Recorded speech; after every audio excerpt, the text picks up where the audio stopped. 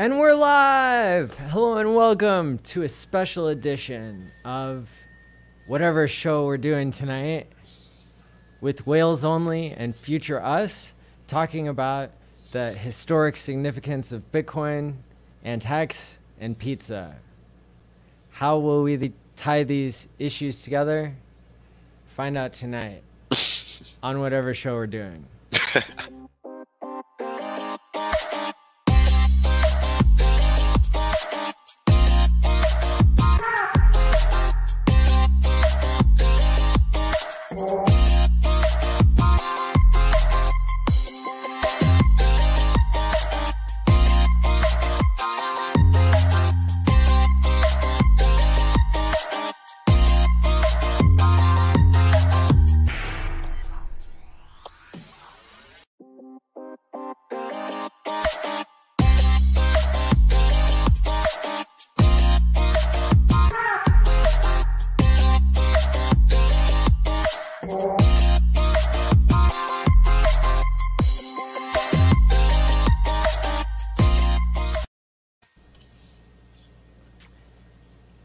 So, does somebody want to say what we're doing here today on our off day? Doing the pizza. We're talking about the pizza. Just chewing the pizza. It's pizza talk. Yeah. Slice of history. That's right. Yeah. So as it turns out, so Bitcoin existed for many moons before it had its first transaction. Is that right, Whales Only? That's right. And it took 576 days for the first transaction to occur. Is that right? Let me give you an accurate count there. 564 or so. What you mean, like the live one on the chain? Like outside of a random like chat? Okay, good question. So sorry. we heard from a reliable source on the internet that that basically the amount of days that Hex has existed is the same amount of days that it took for the Bitcoin transaction to occur. Roughly. Right. Yeah, it's about right. Yep. And so that's why we went ahead and called this stream of the Quant Gang, because yeah, it's I think it's a moment in history, right? And the other moment in history that we're celebrating today is a tribute to Hexologist that I meant to premiere in Vegas and didn't have all the materials that I needed and didn't have really, as people saw, I didn't have the audio visual support that I needed in order to include Richard in the karaoke or to show off really what Hexologist has done here, streaming for 571 days straight. That's quite a feat. And the crowd goes wild. Yay! That's quite a feat. We just showed off a tribute video that I made. I'm a huge Hexologist fan, of course, and he and RG3 were the ones that inspired me to start streaming myself. And so I worked with Hexo to get a copy of every thumbnail that he's done. And let me see. I even wrote a little something. Hexologist is the most important member of the Hex community beyond Richard Hart, the founder. Hexologist intentionally streamed every day for the first 571 days since the launch of the coin in 2019. His last daily stream was Friday, the 25th of June, 2021, at the FN Hangout on Discourse Syndicate. Hexologist reported the daily Hex News, which minted thousands of new millionaires by focusing on Hex-only crypto topics.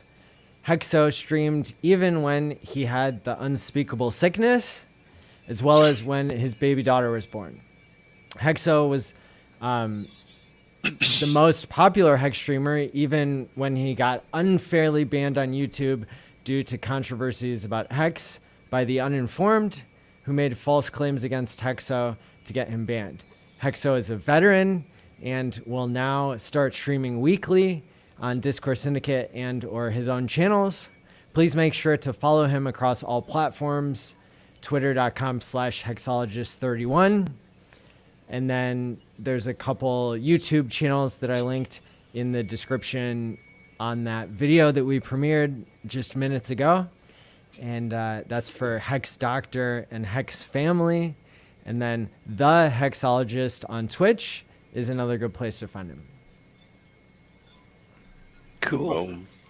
So if he's not streaming daily anymore, and he used to do 24-hour streams occasionally, does that mean he's going to do some 168-hour streams now for weekly? Whoa.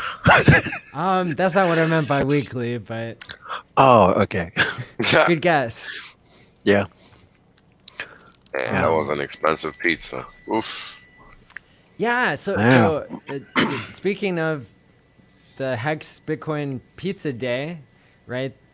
The fact that Hex is now as old as Bitcoin was when it had its famous Bitcoin pizza transaction.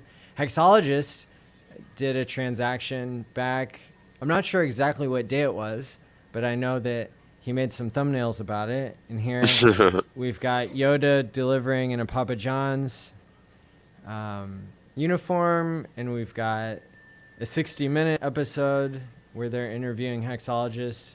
Meet the man who spent millions worth of Hex on pizza. So, yeah, I mean, that's so cool. That's so cool. Man, that's funny.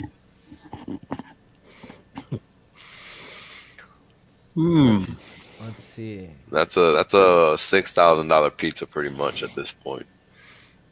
Yeah, can you believe it? $6,000 pizza.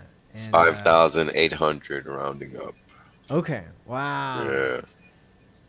Yeah. Insane. So we just wanted to highlight this moment in history. We wanted to talk about how much we appreciate Hexologist for creating the community that lives on, and really he deserves to take some days off, right? You would think. I can't believe how long he lasted doing a daily stream. I know he wanted to make it to triple Cinco, right? Or did I say that right? Yeah, triple Cinco, 555. He made it past there, right? Even, yeah. All the way to the Vegas meetup. Yeah. So, Your fitting end, the fitting end. Wow.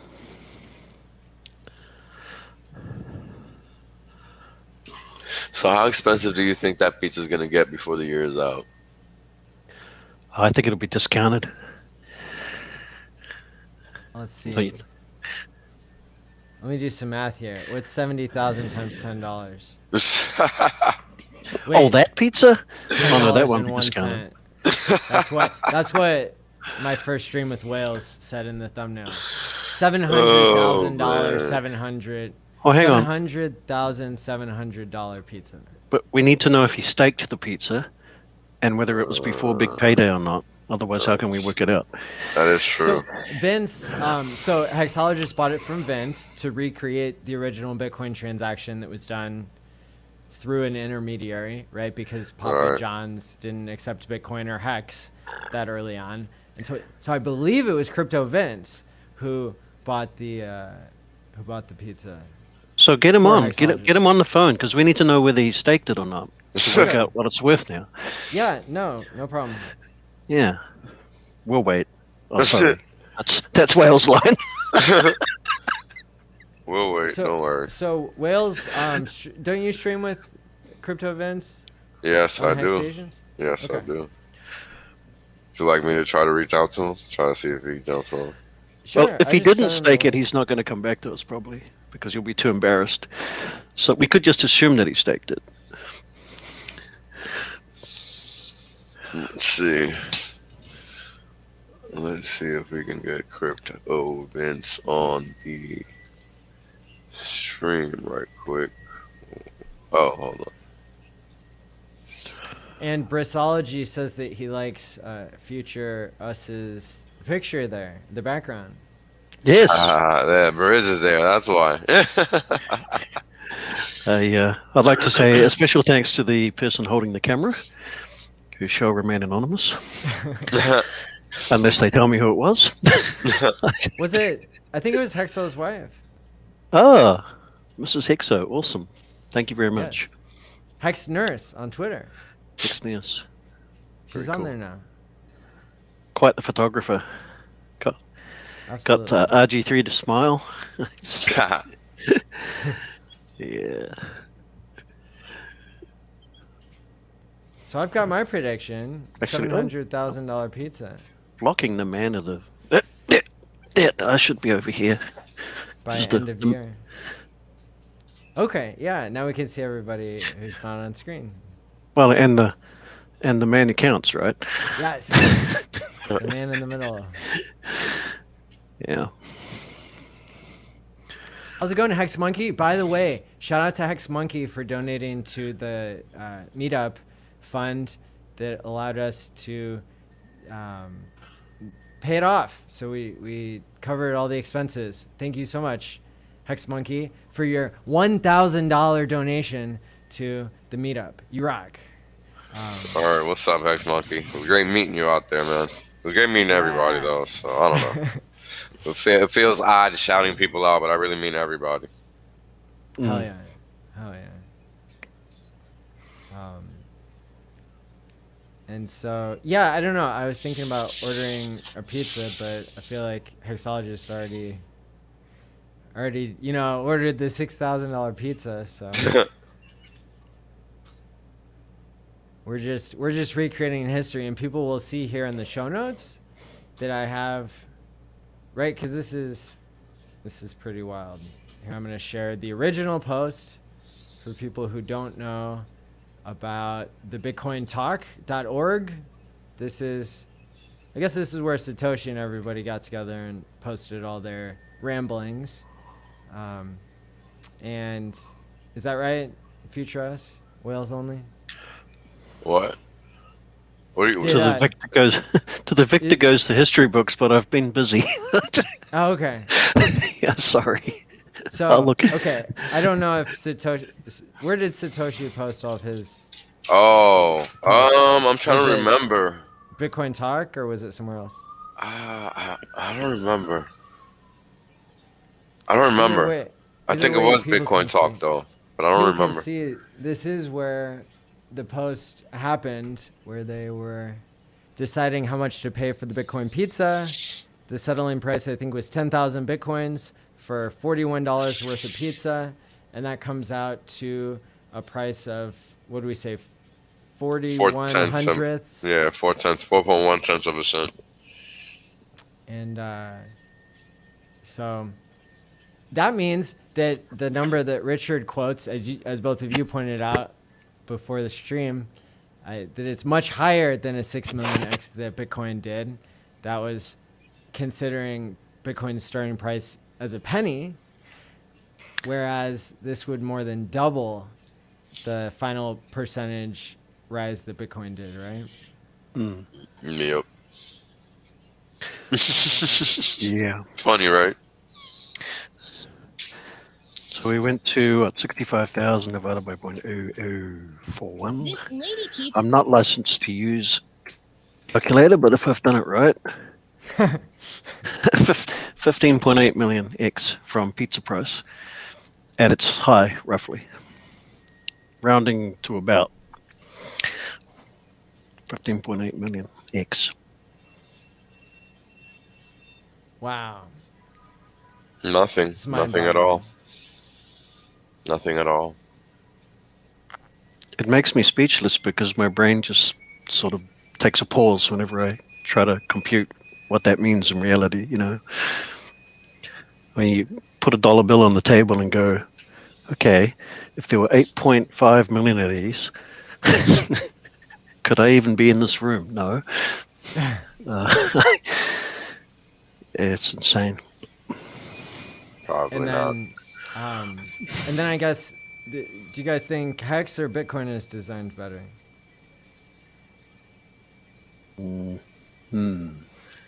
X. Yeah, I'm leaning that way. Yeah. Definitely leaning that way. Just a bit. Yeah. But I suppose Bitcoin was designed. Yeah, it was kind of cobbled together, wasn't it? I mean, genius and all, but So I think that the idea was novel. I think the execution was piss poor. Right. I mean, otherwise it would have just been done when it came out and not still in tatters, so to speak. Yeah. Because it's not even complete, right? They just keep putting band-aids on it wherever they can. So a revolution. They go that way. Finished product. well, that revolution actually happened over here. So yeah, I mean, it's cool that Bitcoin was the first to do it, but it was done correctly here. So it doesn't really matter, because that's what matters. What matters is what's properly working, not anything else. Like, people with money don't give a fuck that Bitcoin was first. They give a fuck what makes money. I don't know why this is so hard for people to comprehend, but that's literally how it works. There's no two ways about that shit. Nobody is in it for the fucking tech. Only morons are in it for the tech. So just maintain the clarity on that, because there's one thing for something to be viable and make money in the future. It's another thing for something to make money now and provide economic value right now. Very, very two different things. Do not get them confused. So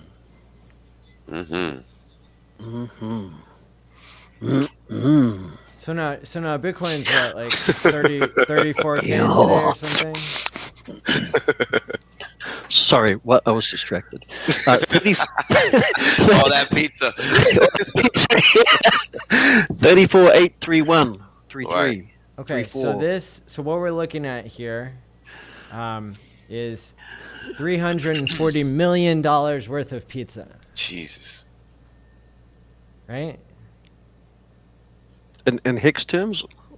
Or Bitcoin In terms? Bitcoin. Yeah, 10,000 Bitcoin at 34K. That Okay. hurts. That hurts. I'm sorry. Yes. That better taste good. I know it didn't taste that good. $34 million good? No way. That's some pain. That's a painful pizza. It is. And we're talking about just 10,000 Bitcoin. Man, Yeah. who doesn't? I mean, this was back then when 10,000 Bitcoin was nothing. And this is what people have to understand about Hex. You got people out here dumping it in the quantities of millions. Never to be recovered again. Just like you can no longer get 10,000 Bitcoin. Unless you got, guess what, 60 million fucking dollars.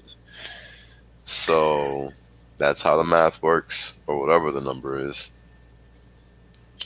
Yeah, and I had sat down and had a quick little calculation on how much it would cost me to double my current T-shares at today's values, and I was like, well, that ain't happening. Yeah, exactly.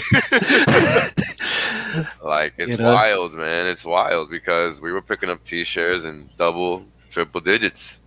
It's 4 digits now. Some of us are picking it up single digits, right? And even lower than that. So people have to understand, if you play the game right and stick around long enough, you're good. Your family's good. A lot of people are good for a long time. That's right. And the thing about T-shares is they can't go down. So if you start now and wait as long as we did, if you like, hodl or stake, that's what we do. We stake. There's no reason it can't just keep happening like that. Correct. As crazy as that may seem, but it's what the math says. Yeah, I mean, it hasn't lied to us yet, right? I think that's the important thing about math, is that it provides clarity. There's no confusion. There's no opinions required. Like, it's just, it is what it is, and that's it. So, right. I mean, it's funny because Hex went sideways for a year and people didn't, or what, 9 months, and people just couldn't understand why. And it was because it did like a 230x move in like 2 months. Like, what do you expect? You know, it's a living, breathing thing, and living and breathing things, they have to, reset, re-energize before they give you that next pump. Right? It's like a coil. Right, you pull that coil, it snaps. It has to recoil in order to snap again. Let's get to snapping.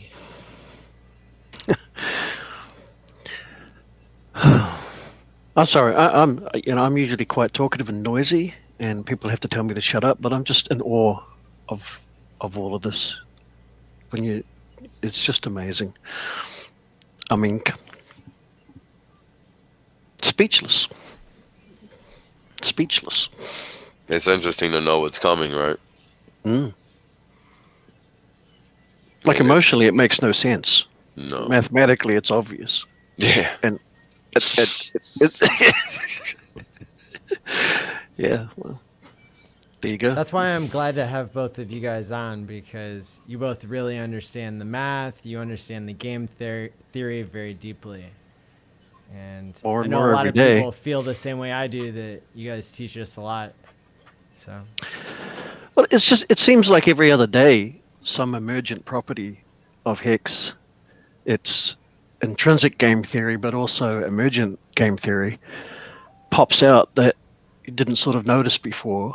And to date, there's never been a negative one of those. It's like, sometimes I'll go, oh yeah, but oh no, I cover that. It's mind-blowingly genius. It really is.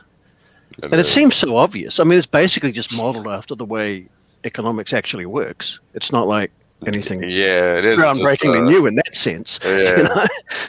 It's just another form of a Keynesian system that we currently are operating under.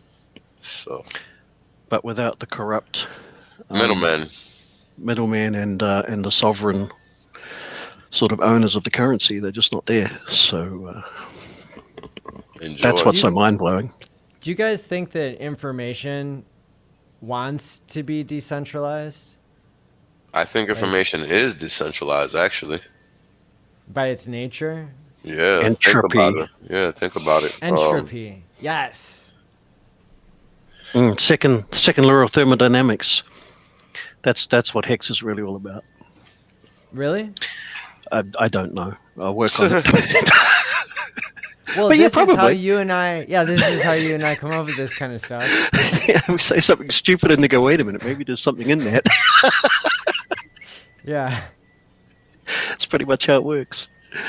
So you got to understand something, right? I like to think of it as organized chaos, right? It's kind of like a fractal, right? You're always going to have the same operators trying to hide the truth from the masses, and the masses are always going to be seeking the truth no matter what, right? Well, not the masses per se, but people within that set.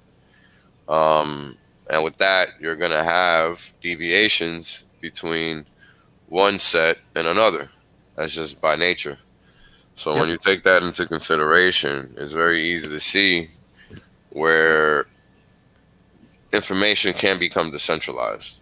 Because, for example, I don't know anybody that like Mexicans don't watch TV. Like, we don't get our news from mainstream media, right? That's just one example.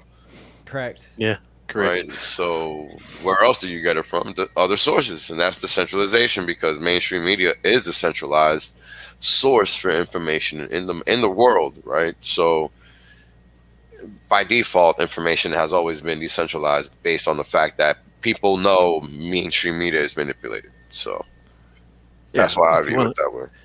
If you really want to find the truth about something, nothing beats going there to find it yourself if you possibly can. And that means that you've got to get out of wherever you are and go to that one place, which is nowhere near the center of anything. So, yeah. Yep. I like this comment from T-Bird. Open source information is necessary for evolution. Before the printing press, the church had total control. They're trying desperately to centralize information and to keep people stupid. Correct. And this is why schools suck. Oh, the modern day schools, man. Don't even get me started. Yeah. It's such a tragedy. It's atrocious. My mother knows more from school than I do, and I was raised in the 21st century, so to speak. Like, how sad is that?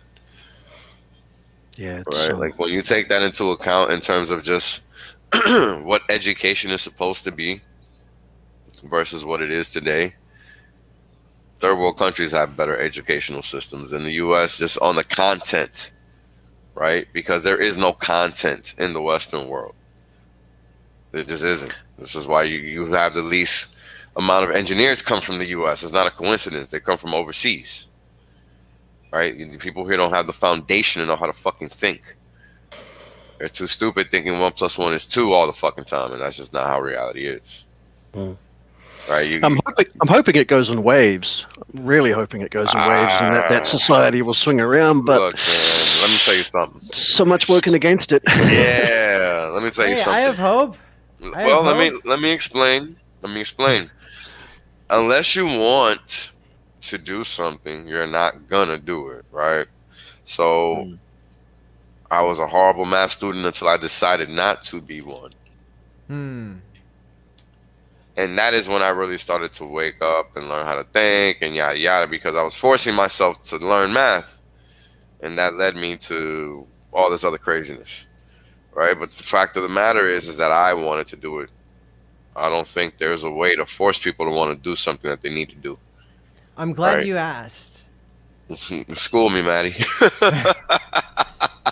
So, I know that feeling like we're in control and everything, it's the natural way to think about things, right? Because when we assign control in our minds, then that allows us to control our destiny, right? Or control our fate. So, but I think in reality, what I've seen, because I worked for several years as a therapist to people who were court ordered, right? So they didn't want to be there and they didn't want to change, and I had to try to convince them somehow, or try to, work my therapist magic, and so. What I noticed was that when people's environment changes, then their behavior can change, right? And I define environment very broadly as something that it's the people that you hang out with, that's your environment. Sure. It's the rules and the power that you have access to. So, for example, what I try to do with Hex is to talk about the monetary environment that people are in, and how we can try to fix the fiat system that is so broken, right? Because of inflation and because of other things. Let's talk about inflation for a little bit, because it's one of those topics that people are still kind of confused about. Now, I really want people to understand that when they hear these people that are so-called authorities in finance and economics, please keep in mind that these people are lying to you, because that's what they get paid to do. Literally what they get paid to do. What is inflation? I've literally done a stream on that, but let me just give it to you really quick. Inflation is the need to use more currency units in order to obtain the same good or service. Now, if you've lived in the past 40 years, then you clearly have experienced inflation. No doubt about it. Because your money does not stretch like it used to. I don't care where you live. That's a fact, not opinion. Therefore, everybody has lived through inflation. Clearly, they're lying to you. Oh, gosh. Boom! What's going on, Crypto Vince? There you go. There he is. Vince, I think you're a little bit loud. Oh, 1 sec. Sorry. My No problem. Just unmute yourself whenever you're ready. Is this better? Yeah. Okay, cool. All right, thanks. It's great. Thanks for joining us. Yeah. It's Thanks for been having so me. long since I've seen Yeah. you. Since Yeah. we've Yeah, had long you on time the no show. see, man. Yeah, long time And no you see, man. and you got a camera now. Holy smokes, what's Yeah. going on? Yeah. Shout out to Richard Hart for helping me afford a new laptop, I guess. Yeah. Funny how that works. Rich people helping rich people out. Yeah. Yeah. Oh, didn't mean to interrupt. No worries, man. Yeah. Anyways, what I was just saying was just, same as always, man. Stop believing the lies. The people that are on TV are put there for a reason, and understand that you can figure this out and do the math yourself. Clearly, inflation is a real thing, and it's really that straightforward. I mean, $100 today is not $100 5 years ago.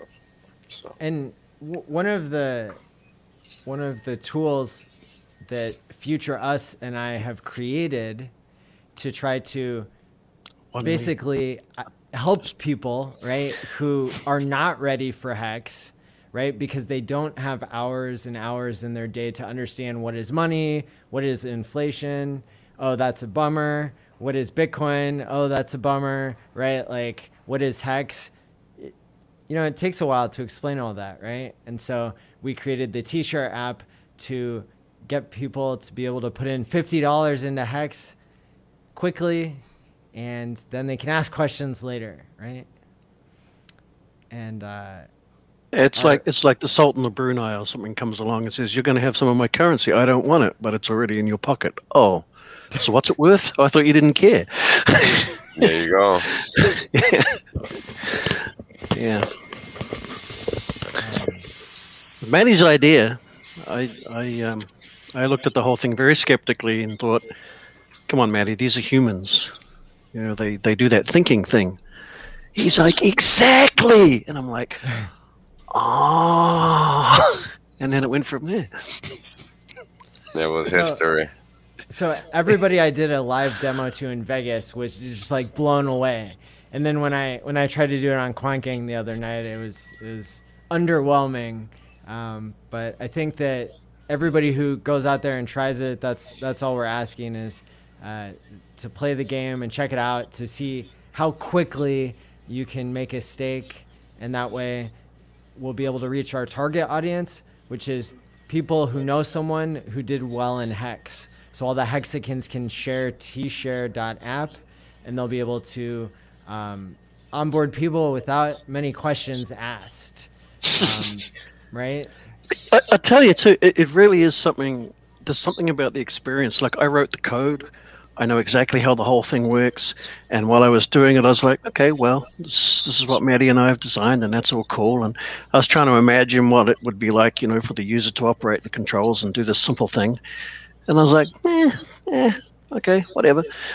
And then once it got to the point where I could actually do the thing and the crane could go down and actually pick up the heart, and then the next thing I know I'm staking, I was like, wait a minute, that didn't have anything to do with how does it work, how much money might I lose or gain, and what's the interest rate, and is it a scam? And none of that was there, but I still kind of enjoyed the process.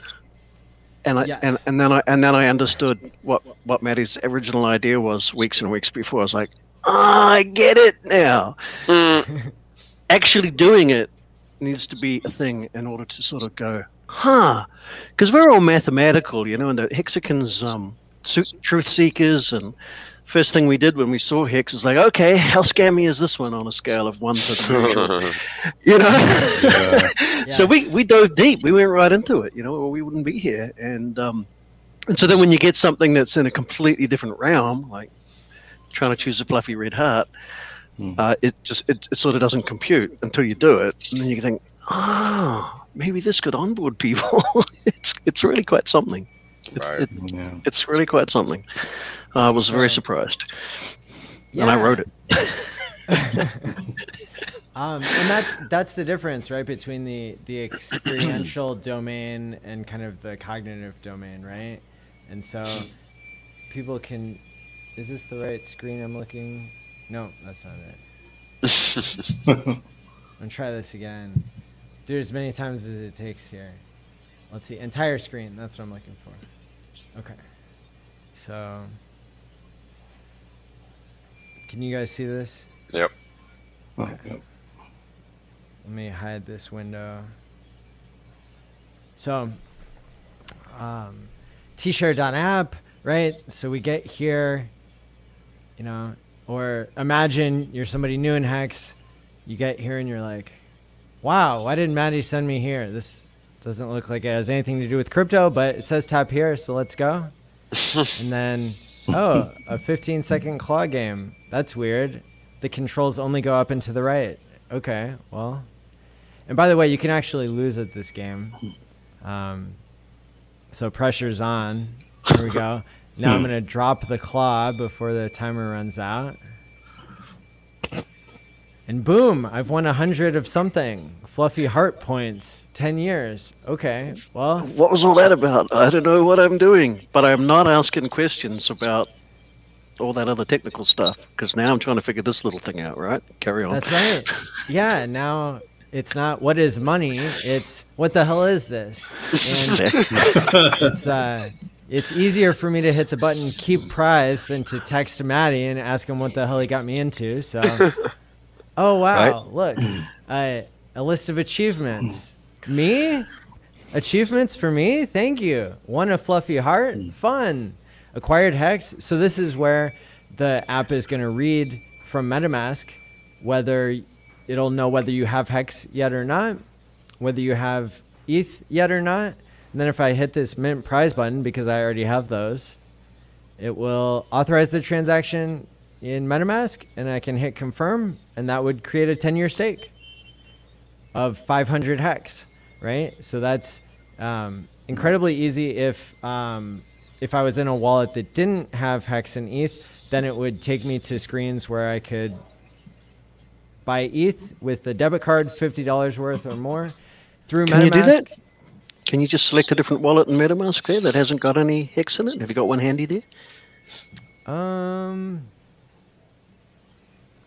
Putting me on the spot, eh? Yeah, I'm trying to see if I can see how much Hex unstaked this guy has, if he's a hypocrite or not. Yeah, let me see. Oh, 0.018 ETH. Here we go. Count 6. Connect. Okay, so here. So it's recognizing that you don't have any Ethereum. Correct. So Oh, if you have Ethereum but you don't have Hex, it'll say, oh, you've got Ethereum, that's great, but now you need to get some Hex, and it'll point you on how to do that. If you've got no Ethereum, it'll say, well, here's how you go get some Ethereum. And are these instructions for mobile only to get some ETH? I guess sort of, actually, yeah. Yeah, I suppose so. Okay, yeah, so we primarily have this because people are going to be texting it to people they know. That's where the majority of the users are going to use it, so people can just tap on it and follow the instructions in order to buy ETH. So again, you don't have to instruct somebody on how to do it. They can do it themselves, and they'll feel good about already getting a T-share before they even know what it means, right? And so this is how somebody would be able to basically onboard themselves. Here's so theoretically, they get to the end of the process and go, okay. And then they've got a bunch of questions, but they're the right questions, I think, compared to, you know, I heard this was a scam, convince me it's not a scam, blah, blah, blah. Yes. Now it's like, okay, I've got this thing. Now I want to know about it now. Tell me, what have I done? What is this about? You know, I want to, and that's going back to what Wales was saying before about you won't learn anything until you want to. correct. And that's the whole point of this, is to get people to hopefully go, well, I'm in now, whether I like it or not. I better learn about this dang thing, you know? Yes. Yeah. And that's what it seems to achieve that. We've foremost. got hundreds of people here who watch the show religiously, and you know, many of these people will use this tool because they believe us that it uses the right psychology to onboard people in an easy way. And so when you guys try this out, and when you send tshare.app to somebody who knows that you've done well in Hex but you haven't onboarded them yet, then then I think you'll be surprised or you'll be impressed. One of the two. Oh, hold up. Sorry, Maddie. I didn't turn on the mind control machine wasn't working properly. I forgot to switch the red switch. Can you just do that again? Yeah, it's engaged now. Broadcasting mind control waves. Shoot. Yeah. Okay. The tshare.app, you will, right? Yes. Like, yo, Got to do the Jedi hand wave there. Yeah. So the battery's going flat. Quickly. If we That's it. We're done. go to this button here for go.tshare.app, it'll take us to view the stakes that we've created. Oh, And nice. so you can see here active stakes, and there's a summary for all of them. And here's the individual one, and you can even emergency end stake and lose your entire principal. No thanks. That's a nice, fancy, honest warning there. And then here, if we want to make a new stake, right, we can do more than 500. The other tshare.app limits you to a 5, 10, or 15-year stake and always 500 hex as the staking amount. Here, you can stake as much or as little as you want, as long as the contract allows it. And you can do a max length stake, or you can do a shorter one. And you'll see here this genius chart of future market supply where you can, it's interactive, so you can tap on it and zoom around to different days. And it's actually changing the number of days that populates there in the form. And so I can zoom around and get in front of a whale here and then hit stake now. And sure enough, it'll do the thing, right? Cool. Awesome. Yay. Thanks, future us. So that interface you're looking at there basically emulates the staking section of go.hex.com. With a couple of additions. So we've got a whole bunch of other ideas, but there's that whole don't want to make it too complex and too noisy on the screen. There's already a lot of numbers floating around there, so there's that balance. Yeah, indeed. Yeah. So awesome. So this is another front end essentially for the Yeah, Hex it's smart contract. it's very easy. I just tried it for like the first time. Oh, really? Yeah, I just did a $50 stake for 5 years. Nice. Nice. How Yeah. fun was it? It was fine. It was great. I mean, it's just a little simple game, right? It's just like you said, like people are gonna get a kick out of that shit because people like Yeah. shit like that. Yeah. It's like If you're a technical person and you look at it, you think, what this Yeah. is dumb. This is so Yeah. dumb. And then if you're a technical person, other people just go, what's this about? But, but then even as a tech, when you do it, you're like, that was kind of cool. It's really weird. It's interesting because it only goes up and to the right. Yeah. Yeah, we did that on purpose. Yeah, Just like the price chart. precisely. And somebody's asking about the security of it. That's a good question to ask. Very much so. The question to ask always. I'm not going to answer it. Maddie, take the floor. Okay. So Well, you want me to take responsibility for code that I wrote? absolutely not. I had a deal. I'm the does fall that? That's guy. insane. You're the prime Yeah. contractor, man. I was just doing what Maddie said. That's right. Yeah. Just doing my So- job, man. No expectations. No expectations from the work of others. Right. Okay, I will talk about So that's security true. and a more technical. So the security from a blockchain point of view is MetaMask, plain and simple. We just ask MetaMask to broadcast a transaction to do something, and MetaMask presents to the user what it is you're about to do, and you get to confirm or reject it there. Caveat: MetaMask is not very good at the moment at displaying exactly what you're doing. So you'll see stake start, but it won't tell you how much hex you're staking and da-da-da. They've got a function where you can turn on view hex data, so you can see a bunch of 0x0322C, blah, blah, blah, which is of no use to just about anyone. So we're hoping, and we're working in the background to get MetaMask to be able to display a little bit more detail in a human-friendly way what's actually going on. And it's important that they do it because they're an independent party. So we could ask MetaMask, hey, go send all the hex to somewhere else. And we want MetaMask as an individual separate party to present that on the screen and says, okay, you're about to send hex to some whatever screen. Well, that's not what I thought I was doing, and then be able to reject it then. The idea being that we want to be trustless, completely trustless, and have somebody else decide that. So we're working on getting them to display that data a bit easier, which would, it's an ongoing issue because anyway, it's their challenge, but you can imagine with all the different smart contracts and everything, it's tricky for them, but they need to do it, and I think they will. Let me show what we're talking about, because I think that would help people. I think I can do it from here, and this is relevant also to go.hex.com, right? Because it's relevant to any smart contract interface that uses any smart wallet. Yeah.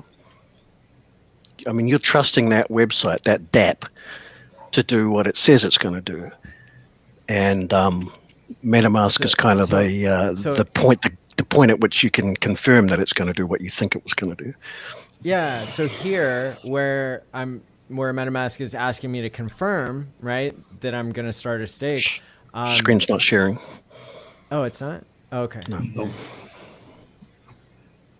There we go. So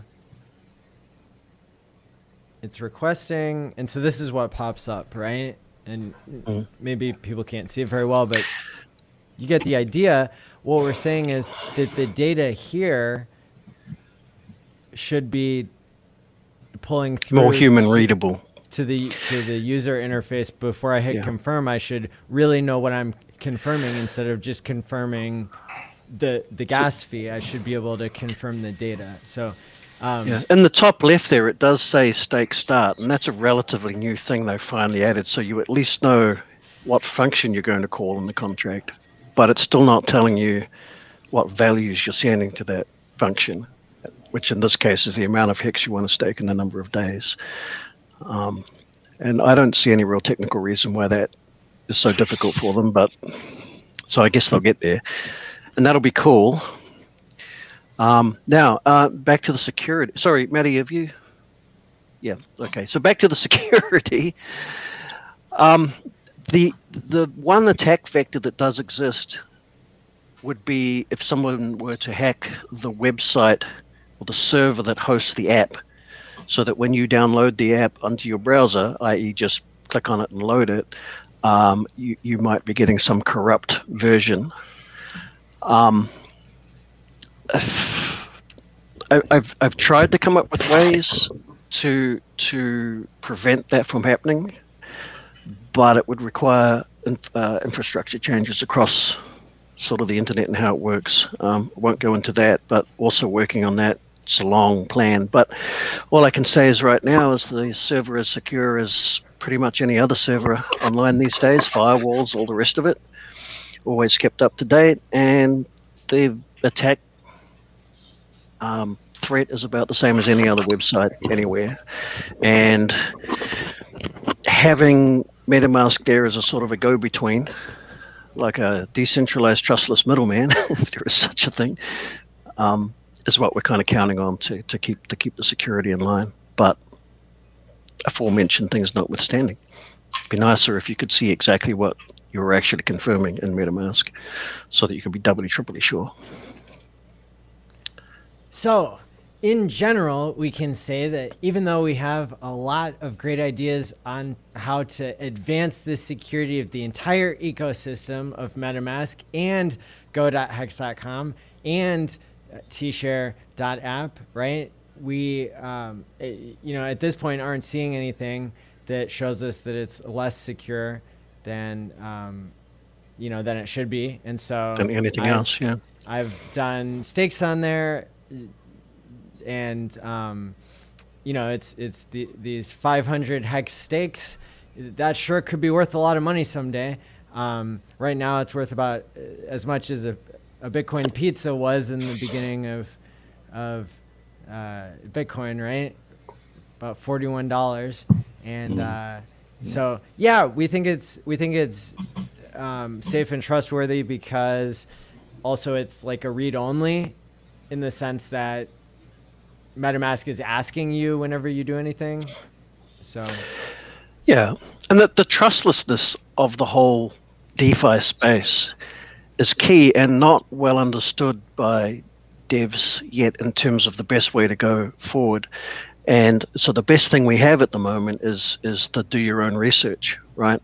And how do you do your own research when you've pressed a button that says I'm going to stake? Well, at the moment, it's trust what MetaMask tells you. So not entirely trustless, but that's the best we have so far. And so that's what we use. And yeah, we're making no guarantees. I mean, we made this for free, and we're using it, and that's all we can say. But I think the level of detail in answering that hypothetical question, I think, was telling a lot of how much the community might trust tshare.app. Well, we do care about the security first and foremost, Yes. because it's a trustless environment, and this is crypto, and it's the question to ask about everything always. No admin keys. Yes. Thank you to Crypto Black Sheep for the $4.20 super chat. Likewise, it was great to meet you and everyone else in Vegas. And thank you to Cause D, Canadian $20. I appreciate your support. Let's see. Awesome. So I know we invited Vince on here, and hopefully we got our rumors straight. Were you involved with any Hex Pizza transactions in the past? Actually, that was not me. Yeah, but I do have the tweet here from the person that helped them out. Oh, perfect. Yeah, it was actually Hex Kong. Okay. Right here. Perfect. Yeah. Hex Kong. Shout out to Shout out to him. Yeah. So basically, what they did was, I think Hex Kong bought the pizzas first, and then Hexo just paid him in Hex. So yeah. Secondhand pizzas. Wow. Yeah. Pre-tested, pre-loved pizza. Yeah. 70K Hex for the actual pizza and 10K for a tip. So. Wow. Yeah. So he gave away. Wow. Yeah. That hurts.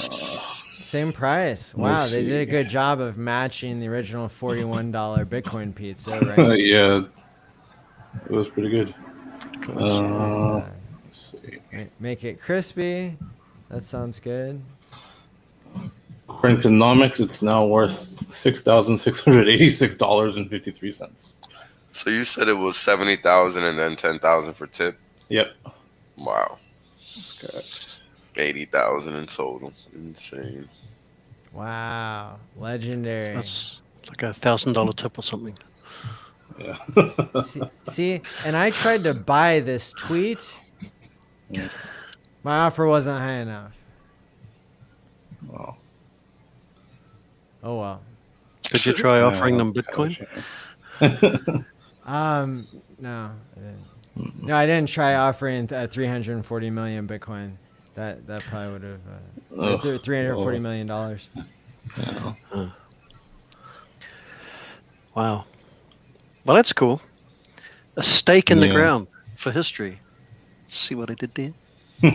Yeah. That's right. Good one.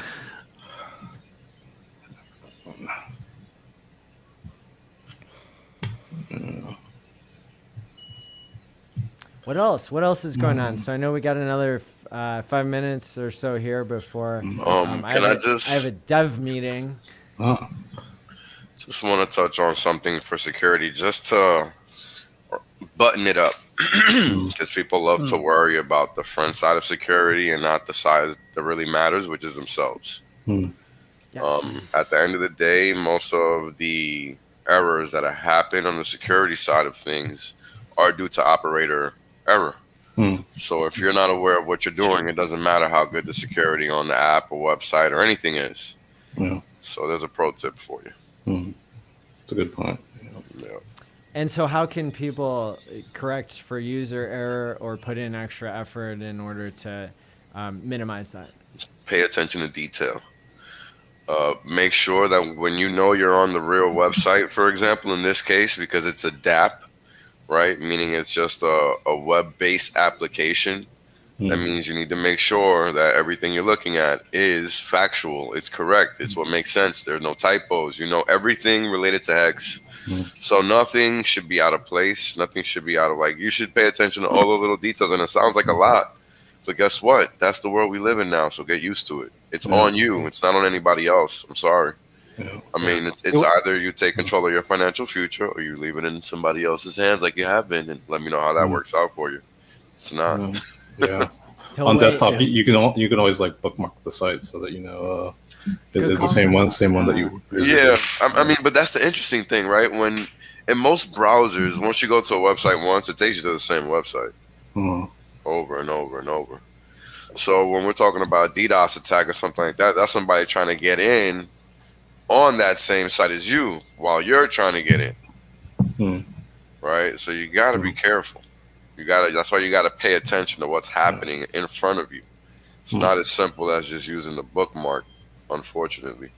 Paying attention to everything that's happening on your screen is really key, because keyloggers come out of nowhere. Remote sessions happen out of nowhere sometimes. You have to be very vigilant because you don't know. Go ahead. I've always thought of going to I've always thought of going to a website. The address of the website is like sort of a telephone number. It's Right. just basically what it is. Yeah. And when you in the old days when we used to pick up telephones and make voice calls, I'm sorry if this shows my age, but you know, you wouldn't just dial the number blindly. Well, sometimes it would happen, but generally, if it was anything important, you'd want to make sure you were talking to who you thought you were talking to before you Correct. started, Yeah. you know, telling them how much you love Hi, them. is this so and so? Yeah. Yeah. Oh, how you doing? Yeah. It's like, my wife's out of town for 2 days. Wait, who's this? You know, and so yeah, look at the darn URL. Look at the address. Make sure. So if you're at go.tshare.hackaday.com/ God knows what, then you're not at go.tshare.app, right? Correct. Yeah. And same with your bank, same with your everything else. You've got to look. If you don't look, And pay the consequences. and with crypto, for the most part, there's no one that can come back and say, "Well, okay, you got scammed. What, you know, we can fix this for you." It's just, you are your own bank. Whoa. You know? But it's not scary at all. It's nice. The water's warm, and we have cookies. Yes. That's right. Well, here's the thing. I've been on the internet for a long time, and I gotta say, when something is suspect, it's pretty noticeable. So if you're paying attention, it's not going to be hard to tell that you're in the wrong place. Honestly, it's not. It's just a matter of you really looking. I don't know, Future. What would you say? I mean, you've been on the internet longer. My very first job that I had when I was like 17 years old, and I was employed to be a computer programmer, and I started out like every young know-it-all saying, "Oh, should I do this or should I do that?" And my boss had this saying. He said, from day one until the day we parted and I went on, he said, "Read the frickin' screen." Yeah. Most of the questions I asked, it was right there if I just took the time to read the screen. And it can be arduous sometimes, especially if it's a complicated looking screen. But if you work that muscle, if you get that habit of actually, figuring out, I mean, most people don't even see ads on the internet anymore. They're not there, but you don't know what, you just filter them out automatically. Yeah, you don't even register them anymore, right? Right. So you can have the same habit develop for just checking that URL and seeing that thing and, figure out what's important on the screen, the little padlock. Right.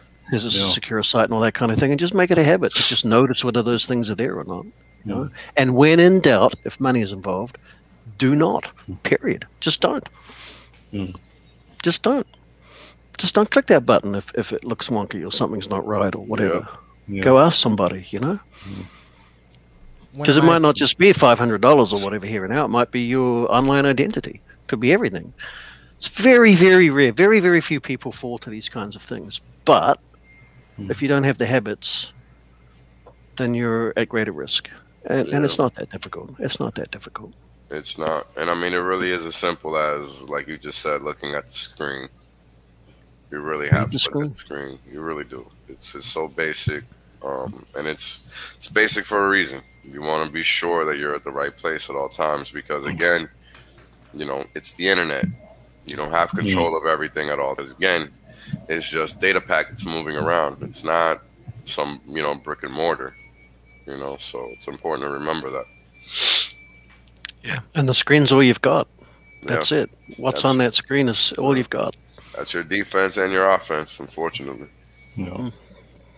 Well, I definitely wanted to thank you guys for joining us here on Bitcoin Pizza, Hex, Security, and T-Share.app Day. Also, the day to tribute hexologists. You know, it's a lot of those are going to be national holidays in the future, and so we'll go ahead and wrap it up here, and go ahead and make sure to follow everybody here in the links below, and we'll see you guys next time. Good to meet you, Crypto Vince. See you later. Good to meet you too. Thanks. Thanks.